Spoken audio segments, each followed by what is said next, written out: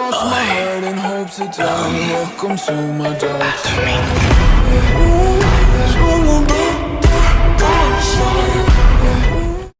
When Mr. Zenon sees Sid approaching him while disguised as the Eminence in the shadow, he immediately recognizes Sid as the person who has been causing trouble in the city and tracking down members of the Diabolos cult. At that precise instant, Sid reveals his true identity to be Shadow and says that he is the one who lurks in the darkness in order to hunt other shadows. The moment she hears his name, Princess Alexia's expression abruptly shifts to one of surprise. During this time, Mr. Zenon does not appear to respond in any way to his introduction. Sid, on the other hand, is mocked because he was only accountable for eliminating the dangling threads of the cult, not the actual members of the cult themselves. In response, Sid assuages his fears by assuring him that the outcome of their hunt will remain the same, no matter how many times they go on it. After that, Zenon issues a challenge to him, claiming that a core member of the cult is currently standing in front of him. Apparently, this member is Zenon. He threatens Sid with the ultimate goal of taking his life in the name of the Knights of Rounds.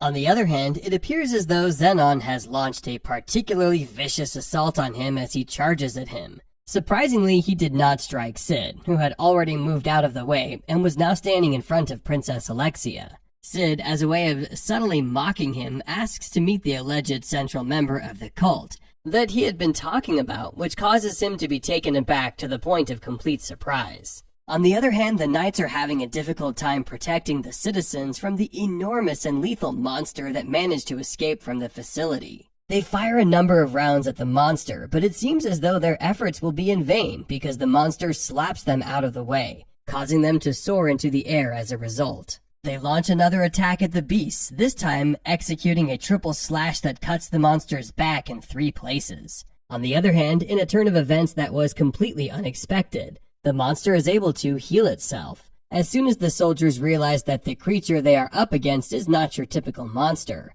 they are given the orders to assemble all of the units that are nearby and to fight it with everything they will have. In addition, now that the citizens have been evacuated, the Knights have been given the order to cause damage to the structures if doing so ends up being necessary in their bid to defeat the monster. However, Princess Iris has recently arrived at the location, and upon her arrival, she wastes no time in beginning to slash the monster in preparation for the inevitable conclusion of the battle. Despite this, the monster is able to pull itself together and stand back up on its own 2 feet. As soon as the Knights see this, they are astounded by the fact that the monster is still able to continue its assault in spite of Princess Iris having cut it. As a result of seeing this, Princess Iris becomes enraged and cuts off one of its arms with her sword. It did not appear that this was as fruitful as she had hoped it would be, given that the monster almost immediately grew another arm after this. Princess Iris is not frightened or alarmed by the mere sight of this because it does not persuade her that she is in any kind of danger.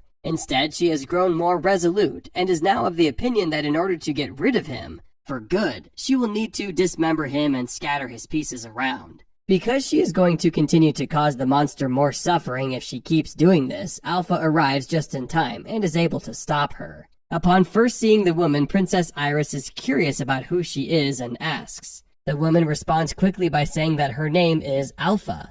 Then she carries out a powerful attack that will cause the monster to transform into a human-like creature. Surprisingly, even as she gets closer to the monster, she demonstrates compassion for it. While Alpha is getting ready to leave, Princess Iris demands that she come back. However, once Alpha had completed the task she had come to do, she instructs the princess to behave like an appropriate audience member and to enjoy the performance that Alpha had just finished giving. She divulges to the princess that they are Shadow Garden and advises the princess to maintain her distance from them. Exactly at that moment she disappears, and the princess is left to speculate on the nature of the Shadow Garden. An explosion takes place right as she is trying to figure it out, jolting her back to the here and now and forcing her to confront the truth. This leads her to think about her sister, who is not present once more, which in turn causes her to wonder where her sister is. While this is going on, Sid and Zenon are still fighting in front of Princess Alexia, despite the fact that they are surrounded by the wreckage from the earlier conflict.